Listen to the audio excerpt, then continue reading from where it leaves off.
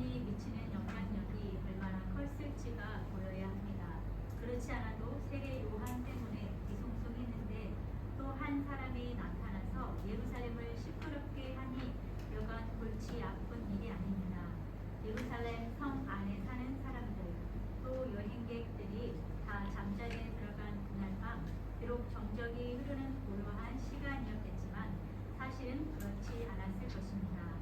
사람들의 마음은 복잡했을 것입니다. 사건이 터졌기 때문입니다. 마치 9.11 사건이 난 밤처럼 말입니다. 예루살렘은 지금 톰 뉴스가 생겼습니다. 톰 뉴스 제목이 무엇이겠어요? 정체 모를 청년, 대제사장 CEO 그룹에 도전하다. 예루살렘 일부, 누구였나 그 청년, 다윗 연합 신복, 나사렛 예수로 밝혀지다. JTN, 자 분위기가 보이십니까? 이런 상황에 이어지는 다음 이야기는 무엇일까요? 그것을 알기 위해서는 유대 지역에 얼마 동안 계시면서 활동하시는지 확인하는 일이 중요하답니다. 네, 지금 예루살렘에 6월절 때 오셨고요. 언젠가는 위로 올라가실 거거든요. 갈릴리로 다시. 근데 얼마나 계셨을까? 이거부터 먼저 봅시다. 기간. 방가로 1번이고요. 요한복음 4장에 나옵니다. 4장 3절에 유대를 떠나서 지금 있었던 유대를 떠나서 갈릴리로 가신대요. 그때 사마리아를 통과해서 가세요. 우물가에서 사마리아 여인 만나서 뭐 신령과 진정으로 예배할 때가 오나니 뭐 이런 말씀하셨던 거. 그런데 이때가 언젠지 35절에 나와요.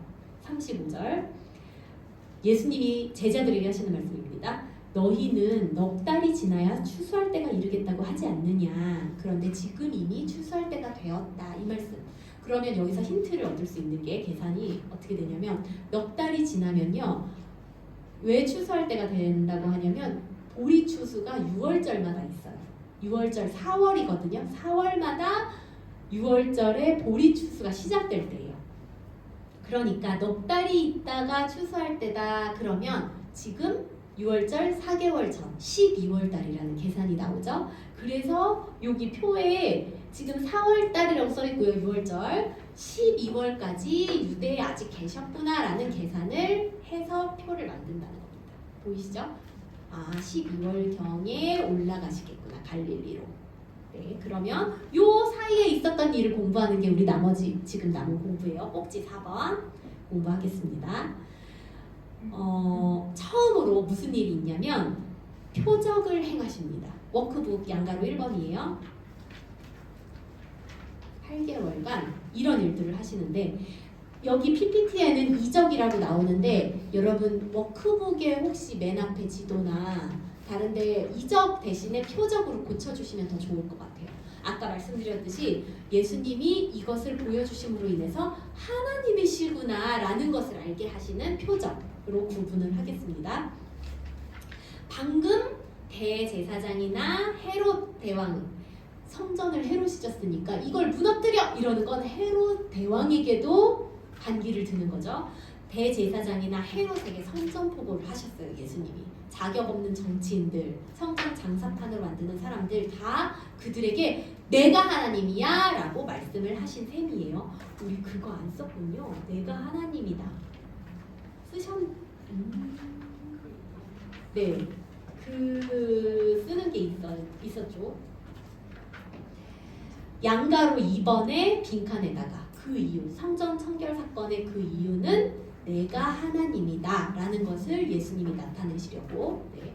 그래서 내가 하나님이다 라고 나타내셨습니다. 그러니까 사람들이 저 사람 누구야 하고서 다 수근수근거리는 여론이 발생했어요. 그러면 예수님 이제 어떻게 움직이셔야 될 것 같은지 생각해 보세요. 등장은 짜잔 하셨어요. 멋지게 공적으로.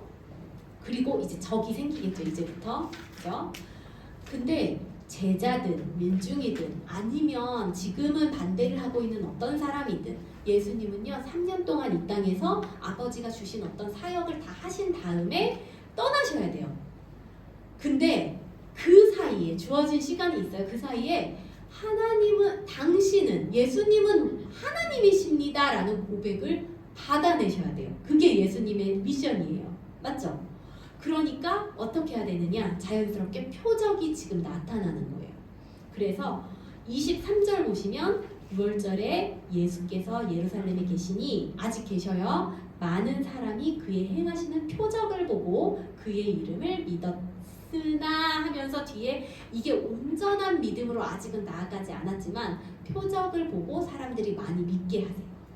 이해되시죠? 자연스럽게 예루살렘 성전 철결 사건 한 이후에 표적을 행하셨구나. 근데 이 표적에 대해서 어떤 사람의 반응이 이어서 나와요. 3장 요한복음 3장 양가로 2번입니다. 누구 이야기인가요? 네, 유명하죠. 사내들인 공의회의 의원이에요. 71명 중에 한 사람. 이 사람을 고위 지도자라고 생각하시면, 그러니까 여기 지도자라고 나오죠. 3장 1절에. 근데 사내들인 공의회의 의원, 그러니까 국회의원 같은 사람이구나 생각하시면 되고요. 3장 2절 같이 읽어보겠습니다. 시작. 그 사람에게 예수께 와서 우리에게 말하기를 우리가 당신은 하나님께로부터 오신 선생인 줄 아나이다. 하나님이 함께 하시지 아니하시면 당신의 행하시는 이 표적을 아무도 할 수 없음이니이다. 네, 지금 사람의 눈을 피해 밤에 온 걸 볼 수 있고요. 하지만 사적으로 온 건 아니에요. 왜냐? 우리가라는 말 보이시죠? 그러니까 바리새인들의 어떤 일부의 사람들의 의견을 다 모아서 공적으로 예수님을 찾아왔어요. 그러면서 니고데모가 분명히 나이가 되게 많을 것 같은데 예수님보다 30세 정도밖에 되지 않은 예수님에게 랍비여 선생님이라고 말해요. 이 당시에는 랍비는 50세는 넘어야지 그렇게 불릴 수 있을 정도거든요. 근데 니고데모가 선생님 이렇게 말하면서 하는 말이 기가 막힙니다.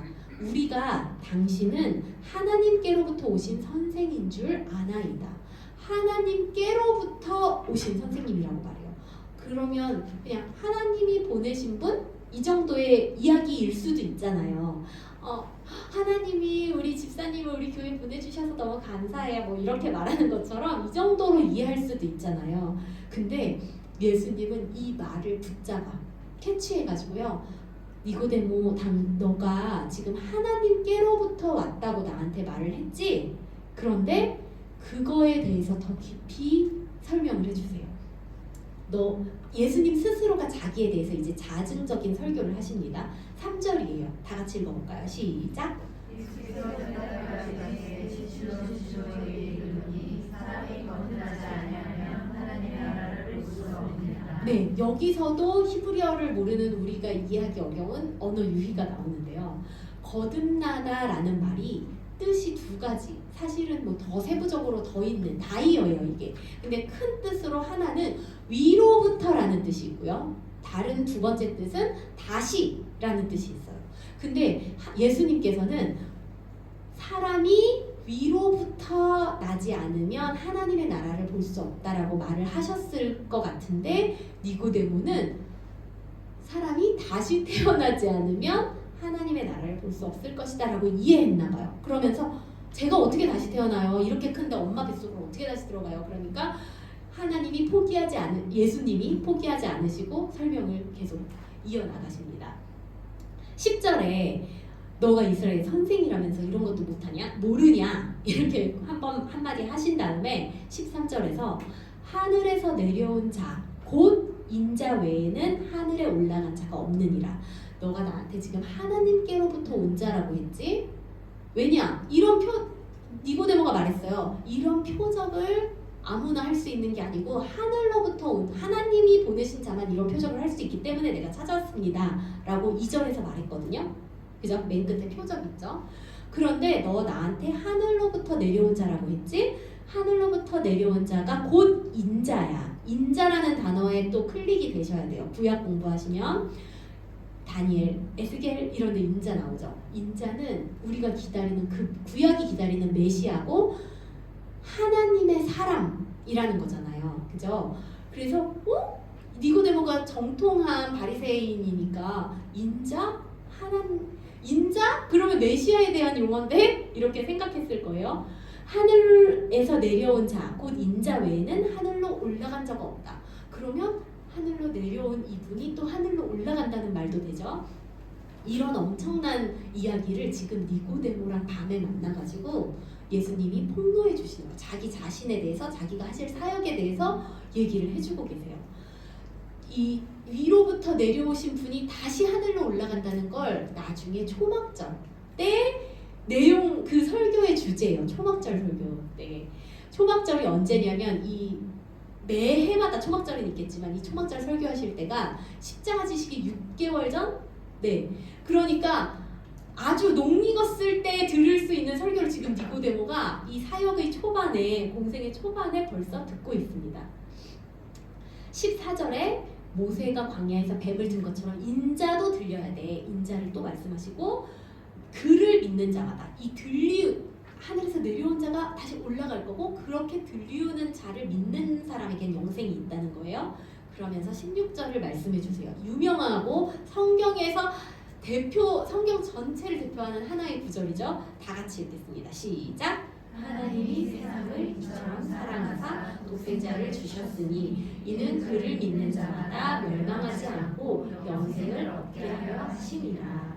네. 이 말씀을 듣고 니고데모는 어떻게 성경에서 나타나느냐? 지금 초반에 예수님 공적인 생활을 하시는 그 초반에 니고데모를 만나고 나서 중간에 언제 나타내면요. 요한복음 7장에서 이 대제사장하고 바리새인들이 예수님을 체포해야 되겠다 이렇게 회의를 해요. 그때 사내들인 공의의 회의에 니고데모가 아니 우리 법에는 그 사람이 한 말을 들어보거나 행한 것을 다 조사해보기도 전에 심판을 하는 법이 있냐? 그러면 안 되지 않냐? 이렇게 예수님을 옹호해주는 발언을 하는 게 나와요. 요한복음 7장에. 그리고 예수님이 죽으신 다음에 그 시신을 방부 처리하려고 그 침향하고 몰약을 가지고 와서 예수님의 장례를 치러드리는 장면에도 니고데모가 나와요. 예수님의 일생에 초반에 만나고 중간에 위기일 때도 도와드리고 죽으신 다음에도 이렇게 잘 모셔드리는 그런 인물로 니고데모가 나옵니다. 자, 그 다음에 양가로 3번입니다. 니고데모 만난 다음에 세례 요한의 청중을 인수하세요. 세례 요한의 추종자들이 이제는 세례 요한을 더 이상 따르지 않고 예수님에게로 넘어옵니다. 아주 자연스럽게. 이 글을 읽어볼게요. 박스글. 윤한나 집사님. 사실 이 당시 세례 요한의 말씀은 어마어마했습니다. 전국 교독자들이 늘 회의하면서 이 사건을 처리하느라 근거리를 앓고 있었으니까요. 정부에서 청와대 대변인이 공식 입장을 발표하듯이 이들도 백성들에게 입장을 표명해야 하는 겁니다. 사람들은 온통 세례 요한 하지 거기 못 가게 말리자니 이유를 댈 수 없지 하여튼 고민입니다. 뭔가 공식적으로 발표를 해야 할 것 아닙니까? 이 운동이 무슨 현상인지. 그런데 문제는 이렇게 고심하는 동안 세례 요한의 군중들이 예수님께로 넘어온다 이 말입니다. 이 8개월 동안 말입니다. 세례 요한이 말했듯이 자기는 망하고 예수님은 흥하는 겁니다. 많이 듣던 얘기죠. 네. 3장 22절에 보시면 예수께서 제자들과 유대 땅으로 가서라고 나와요. 지금까지 유대 땅에 계셨는데 유대 땅으로 또 간다고 하니까 어떤 사람들은 이거를 편집이 되면서 이렇게 약간 오류가 생긴 것이다라고 보기도 하는데 또 어떤 분은 어떻게 보냐면 유대 예루살렘이 아니라 유대 땅, 유대의 소도시들로 가서 이렇게 보기도 해요. 아무튼 유대 땅으로 가서 세례를 베푸신대요. 근데 그 다음에 예수님이 세례를 직접 베푸시는 게 아니라 제자들이 베푸시는 거라고 나오고요. 그러니까 26절 보시면 세례 요한 쪽의 사람들이 세례 요한한테 말을 하는 거예요. 선생님, 예수님 쪽 사람들이 너무 막 그쪽도 세례를 주고 있고 사람들이 다 그쪽으로 넘어가고 있는데요. 이러니까 세례 요한이 하늘에서 주신 바 아니면 사람이 아무것도 받을 수 없다. 내가 말했잖아. 나 그리스도가 아니야. 그의 앞에 보내심을 받은 자일 뿐이야. 그러면서 30절에 그는 흥하여야 하겠고 나는 쇠하여야 돼 라고 말씀하세요. 세례 요한은 예수님 사역이 점점 커지고 부흥되고 있는 게 전혀 시기심이 안 생기는 걸로 보이죠. 그리고 자기 정체성은 그분 오시기 전에 있어야 되는 사람, 그리고 광야에 외치는 자의 소리가 돼서 사라져야 되는 사람, 주의 길을 곧게 길만 닦아드리는 사람, 예비하는 사람, 이렇게 자기 정체성과 사명을 분명히 알고 물러날 줄 아는 사람이었어요. 31절에 설교 제목이 하나님으로부터 오시는 이입니다. 예수님에 대해서 설교를 해요. 위로부터 오시는 이는 만물 위에 계시고 땅에서 난 이는 땅에 속하여 땅에 속한 것을 말하느니라. 하늘로부터 오시는 이는 만물 위에 계시나니. 지금 여기 위로부터 오시는 이, 하늘로부터 오시는 이, 이거 아까 니고데모가 말한 그 말로 대화가 이어졌던 거. 이게 누구를 가리키는 거죠? 세례 요한이 지금 예수님을 가리키고 있는 거예요. 예수님과 땅에서 난 이 자기 자신을 대조시키고 있어요. 그러면서 이분이 하나님의 아들인데 3장 36절 아들을 믿는 자에게 영생이 있다. 아들에게 순종하지 아니하는 자는 영생을 보지 못한다. 그리고 하나님의 진노가 있다. 지금 믿는 자와 순종하지 아니하는 자를 대조시키고 있죠. 그러니까 믿음이라는 건 순종까지 나가야 된다는 거, 아까 말한 그 세례 요한의 그 믿음이라는 그 설교, 그것을 확인할 수 있습니다. 그래서 워크북에다가는 여러분 세례 요한은 결국 퇴장이라고 쓰시면 돼요. 8개월 말기쯤에 세례 요한이 투옥이 됩니다. 투옥되는 이유도 아까 말씀드렸고요. 헤로디아 때문에 잡혀가지고 엘리야가 구약의 대표 선지자인데 세례 요한이 구약 전체를 엘리야의 그 모습을 받아서 엘리야처럼 다시 나타나서 마지막 선지자의 활동을 하고요. 이제 예수님의 길을 다 예비한 후에 이 자리에서 사라지게 됩니다. 그리고 마태복음 14장 12절에 예수께서 아까 말씀드린 것처럼 요한이 잡히셨음을 듣고 갈릴리로 가셨다 그랬죠? 이렇게 연결이 되는 거예요. 그러면 세례 요한의 제자들이 지금 세례 요한이 잡혔어요. 그래서 그 다음에 자연스럽게 예수님에게로 넘어갔다고 했어요. 왜냐면 그 전부터 세례 요한이 자꾸 그분을 주목하라고 가르쳤으니까. 근데 예수님에게 와서의 들은 그 메시지, 예수님의 설교는 과연 무엇이었느냐? 조금 전에 니고데모에게 하셨던 그 말씀이 바로 예수님의 중심 메시지입니다. 세례 요한은요, 그러니까 그 요한복음 3장 16절이요. 세례 요한이 그 전에 독사의 자식들아, 누가 너희를 가리켜서 임박한 진노를 피하라고 했냐? 도끼가 이미 나무 뿌리에 가까이 왔다. 너희들은 그 진노를 피할 수가 없다. 이런 저주, 너희들은 죽을 수밖에 없는 절망스러운 존재야라고 설교를 했잖아요. 그걸 듣고 회개를 진정으로 하고 싶은데 회개를 해도 행동이 안 바뀌는 거예요. 그런 경험이 있으시죠, 여러분? 죄인 줄 알았어요. 율법을 보고 아, 내가 지금 죄를 짓고 있구나. 율법은 죄가 뭔지 알려주잖아요. 근데 그 죄를 짓고 싶은 이 본심을 바꿔주질 않는 거예요. 이 율법 자체가. 죄가 뭔지는 알겠는데 안 바뀌어요, 속이.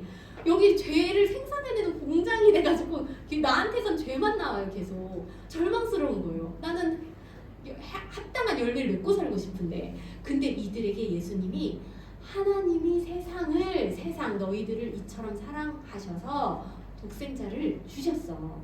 너희들이 그분을 믿기만 하면 너희들은 이제 멸망 아니야. 그 율법에 갇혀서 죽을 수밖에 없는 그런 존재가 되는 게 아니고 영생을 얻게 하려고, 생명으로 영생을 얻게 하려고 오신 거야. 그래서 예수님을 보내주신 거야 라는 메시지를 예수님이 하시는 거예요. 희망의 메시지로 들리겠죠. 그죠? 그래서 자연스럽게 제자들이 넘어오게 됩니다. 그리고 8개월 후에 이제 갈릴리로 이동을 하십니다.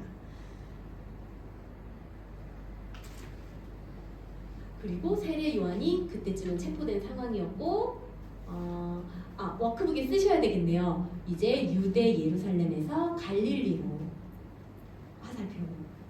갈릴리로 올라가는 길에 아까 마태복음 본 것처럼 사마리아 여인을 만나십니다.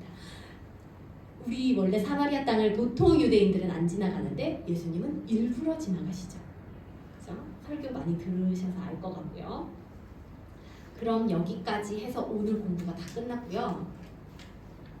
자, 보세요. X좌표, 시간 개념, Y좌표, 장소, 갈릴리도냐, 유대도냐, 그리고 30세쯤을 분기점으로 해서 사생애를 공부했습니다.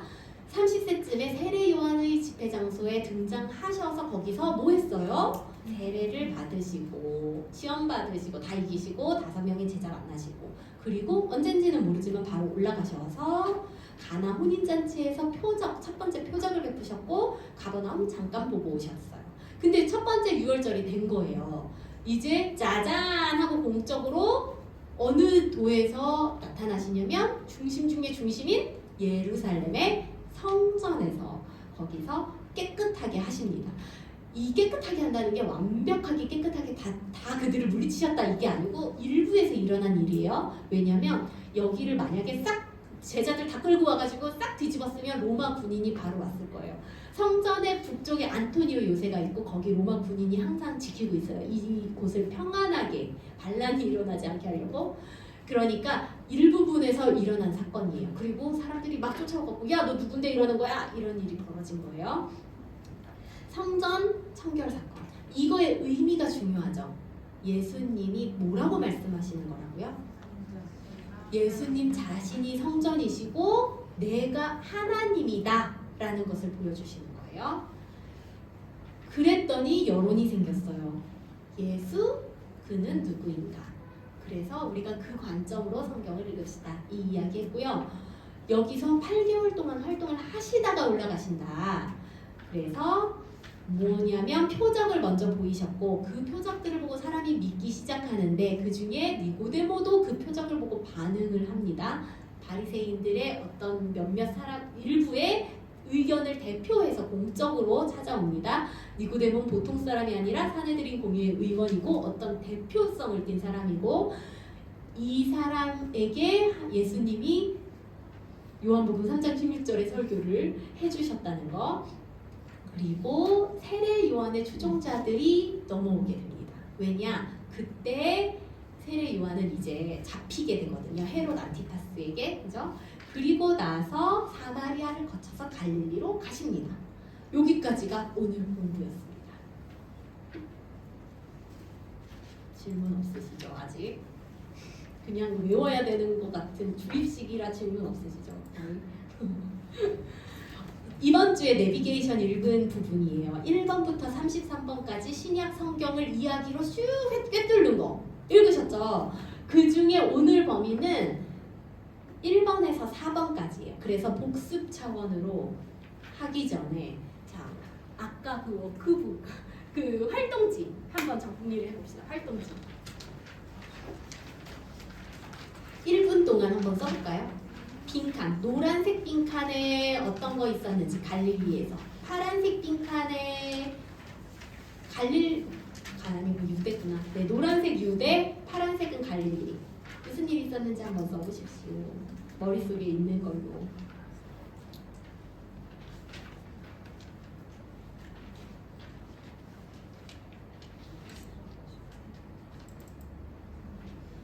왜요? 보시려고 기다리고 계세요.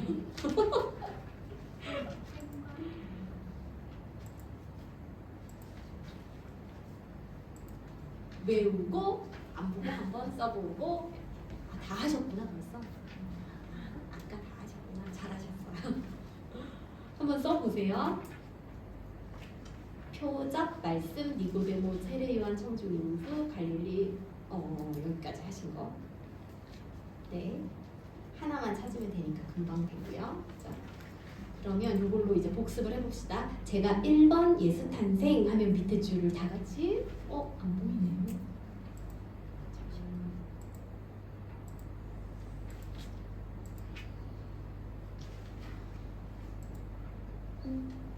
네. 보이세요? 글씨? 이 정도가 제일 큰 건데요, 지금. 같이 해보겠습니다. 오늘 배운 거 복습. 1번 예수 탄생. 갈릴리 나사렛에서 살고 있던 요셉과 마리아 사이에 아기 예수가 태어난다. 유대 산지에 살고 있던 친족 사가랴와 엘리사벳 사이에도 6개월 전에 이미 세례 요한이 태어났다. 2. 사생에 헤롯의 유아 살해 명령으로 이집트로 피신했다가 나사렛으로 귀향해서 30세 정도까지 나사렛 사람으로 사신다. 대헤롯이 헤롯 대왕하고 같은 거예요. 3. 공생의 시작. 세례 요한이 센세이션을 일으키고 있는 요단 동편 갈릴리 지역으로 내려가 세례를 받으시면서 공생애를 시작하신다. 거기서 40일 금식 기도를 하시고 베드로, 안드레, 요한, 빌립, 나다나엘 5명의 제자를 만나신다. 4. 공생의 시작 이후 첫 유월절. 그 이후 첫 유월절이 되자 예루살렘으로 올라가서 그동안 성전에서 자행되어 오던 대제사장의 제수용품 장사판을 뒤집어 엎으신다. 이날부터 예수께서 대제사장 일당될 때는 요주의 율로 부각되기 시작했고 대중들에게는 세례만을 능가하는 선생님으로 부상한다. 약 8개월간 예루살렘 유대 지역에서 사역하면서 세례 요한의 청중들을 인수하신다. 네, 여기까지 공부를 했습니다. 이제 마무리 글, 보통 마무리 글이 항상 있어요. 근데 여기는 마무리 글이 없죠. 뭐 어디 있는 거 참고해라 이렇게 써있죠. 그 글의 내용이 뭔지 짧게 말씀드릴게요. 자, 이 세상의 사람들은요, 자기가 좋든 싫든 원하든 원하지 않든 예수님의 생애와 밀접한 관련이 있어요. 자기 생일이, 자기 일생이. 내 생일 1981년 몇 월 며칠, 저 81년생이에요. 그거는 예수님이 이 땅에 태어나신 걸 기준으로 해서 얼마 후 사람인지를 알려주는 거죠. 예수님이 태어나시기 전의 사람은 전에 있었던 역사를 BC로 정리하고요. Before Christ. 예수님 태어나신 이후의 역사를 AD, 주님의 해로부터 몇 년 후 일인가, AD, 아노 도미니로 정리한단 말이에요. 역사의 기준이 바로 예수님이라는 거예요. 예수님 믿든 안 믿든 상관없이 이 세상이 정했어요. 언제 정했냐면 로마 제국 시대 6세기쯤에 정했어요. 근데 이 예수님에 대해서 우리가 한번 생각해 보자는 거예요. 우리 예수님 안 믿는 사람 중에서도요, 4대 성인 중에 한 사람이라고 예수님을 생각하는 사람들이 있단 말이에요. 근데 이거를 곰곰이 생각해 보면 사실 말이 안 되는 말이에요. 보세요. 예수님이 오늘 우리 공부했는데 예수님은 스스로 내가 하나님이야 라고 말씀하신 분이에요. 아마 그런 분들은 그조차 모르시는 분일 거예요. 그죠? 왜냐면 내가 하나님이야 라고 말했는데 그게 거짓말이면 성인이 거짓말하면 안 되잖아요. 네. 그러니까 그거는 그러면 정말 그게 맞던가 틀리던가 둘 중에 하나인데 맞다면 성인에 그칠 것이 아니라 정말 하나님으로 인정하고 제대로 따라가야죠. 일생을 걸고, 그렇죠? 내 생명을 걸고 하나님이 맞다면. 그리고 그건 거짓말인 것 같은데 라고 생각하면 그분을 성인이라고 하면 안 되죠. 4대 성인 존경받을 만한 분이라고 하면 안 되는 거죠. 네, 이게 바로 솔직한 태도가 아닐까. 중간에 애매하게 성인 중에 한 분입니다가 아니라 진짜 진지하게 고민을 해보면 좋겠다는 거죠. 그런 말을 하시는 분들이. 여러분은 예수님을 뭐라고 고백할 수 있으신지 아마 답들이 이미 있으신 분도 있을 거고요. 또 성경을 읽으면서 더 많이 찾게 되시면 좋겠어요. 우리 어제 찬양했는데 호산나 다윗의 자손께 다윗의 자손입니다 라고 하는 그 고백, 찬양할 때도 다윗의 자손입니다 라고 하는 그 고백은 이스라엘 유대 사람들은 다윗의 자손을 기다렸어요. 그 오실 분, 그게 왕이란 뜻이에요. 나의 왕이십니다. 예수님 나의 왕입니다 라고 고백하는 거예요. 찬양하면서. 그리고 예수주 메시아 네 하죠. 예수님은 나의 주님이시고 메시아, 나를 구원하실 분이십니다. 이런 거죠. 이런 고백. 그러니까 찬양의 그 고백도 깊이 뜻을 알고 진짜 고백하면 그게 하나님이 받으실 거예요. 예수님 시대에 있었으면 나는 좀 그래도 믿을 텐데 지금은 안 보이니까 내가 못 보니까 못 믿겠다 이런 분이 계실 수도 있어요. 전 어렸을 때 그런 생각을 했죠. 많이 하셨을 것 같은데. 근데 지금 커서 보니까, 그리고 성경을 보니까 이 당시에 있는 사람들이 예수님 믿는 게 쉬웠겠나 싶어요. 그죠? 눈에 보이는 그 예수님은 사람인데 이 사람을 어떻게 하나님이라고 할 수 있느냐, 이거 되게 어려웠을 것 같아요. 자기가 알고 있는 편견, 선입견 이런 것들 때문에 안 보이기도 하고, 그걸 깨면서 이분을 이렇게 시인하기까지는 얼마나 많은 가치관이 이렇게 싹 바뀌어야 되는데 고민했을까.